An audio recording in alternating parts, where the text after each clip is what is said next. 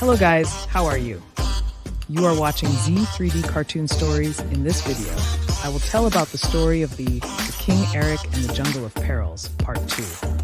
So without wasting your time, let's start the video. Like and subscribe please to watching more videos like this. बादशाह अर्क और उसके फौजी जंगल की गहराइयों में मजीद आगे बढ़ते गए, जहां घने दरख्तों की जगह मड़े हुए स्याह पड़े हुए दरख्तों ने ले ली। हवा मजीद ठंडी हो गई और जमीन से धुंध उठने लगी, जो उनकी टांगों के उर्द गर्द भूतों की अंगलियों की तरह लपट रही थी। आगे का रास्ता भी मुश्किल नजर आ रहा था, सिर्फ कुछ चमकदार पौधों की हल्की रोशनी से जो दरख्तों से चमटे हुए थे। ये खौफनाक खामोशी सिर्फ दूर दराज में सुनाई देने वाली गैर मरई मखलूक की आवाजों से टूट रही थी।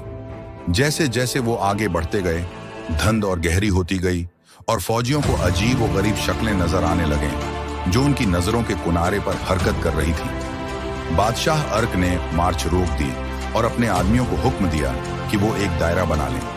चौकस रहो, उसने सरगोशी की। उसकी आवाज मजबूत मगर परेशान थी। इसी वक्त धुंध जिंदा होने लगी और धीरे धीरे इंसानी शक्लों में बदलने लगी।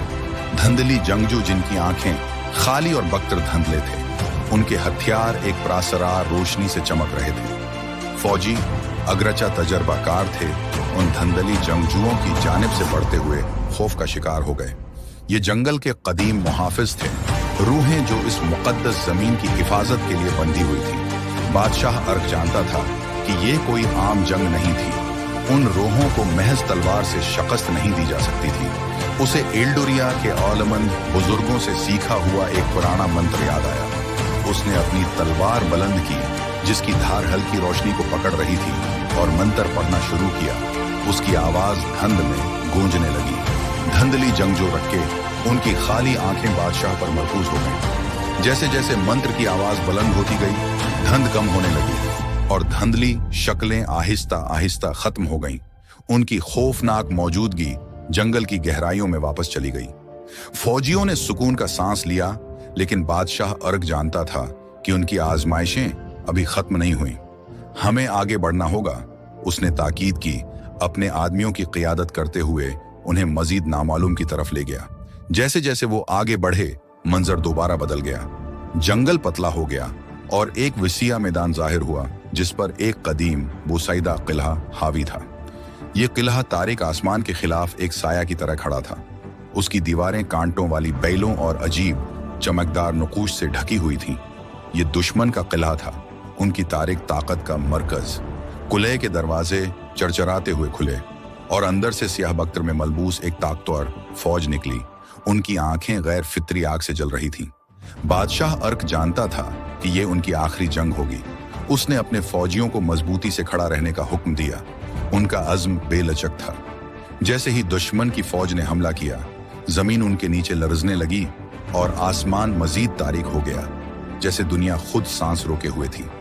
दोनों फौजें फौलाद और गुस्से के तूफान में टकरा गईं। लड़ाई की आवाज मैदान में गूंजने लगी। बादशाह अर्क ने बेमिसाल बहादुरी के साथ लड़ाई की। उसकी तलवार हवा में चमकती हुई दुश्मनों को काटती गई। लड़ाई के दरमियान एक शख्सियत सियाह लबादे में मलबूस किले की दीवारों पर नमूदार हुई।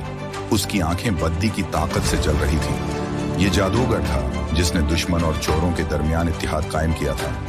एल्डोरिया पर हमले का हकीकी मंसूबा साज। उसने हाथ के इशारे से सियाह जादू का तूफान बर्पा किया, जिससे हवा में सायों और बजली का तूफान पैदा हो गया। बादशाह अर्क ने यह खतरा देखते हुए अपने आदमियों को किले पर हमला करने और जादूगर का सामना करने के लिए अपनी ताकत मरकूज करने के लिए कहा। फौजियों ने दुश्मन की सफ़ों को तोड़ते हुए दरवाजे की तरफ अपना रास्ता बनाया। अपने अज़्म के जोर पर आगे बढ़ते हुए एक जबरदस्त धक्के के साथ उन्होंने दरवाजे तोड़ दिए और किले में घुस गए। घूमती हुई सीढ़ियों और तारीक राहदारियों में लड़ते हुए आगे बढ़े। बादशाह अर्क ने खुद हमले की क़ियादत की। उसकी नजरें किले के मरकज में खड़े जादूगर पर थी, जो एक खौफनाक तवानाई से भरी हुई तलावत कर रहा था। जब बादशाह अर्क किले की चोटी पर पहुंचा, उसने जादूगर का सामना किया।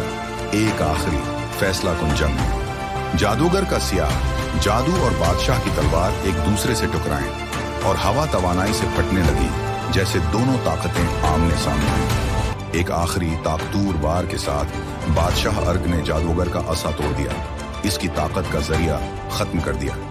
किला लर्ज उठा और वो सियाह जादू जो दुश्मन की फौजों को उठा रखता था बिखरने लगा। जादूगर जो अब कमजोर और शिकस्त खोदा था खाक में तब्दील हो गया और कुल्ले की दीवारें उनके उर्द गर्द करने लगी। बादशाह अर्क और उसके फौजी गढ़ते हुए कुल्ले से बाहर निकले जबकि सूरज तुलुआ होना शुरू हुआ।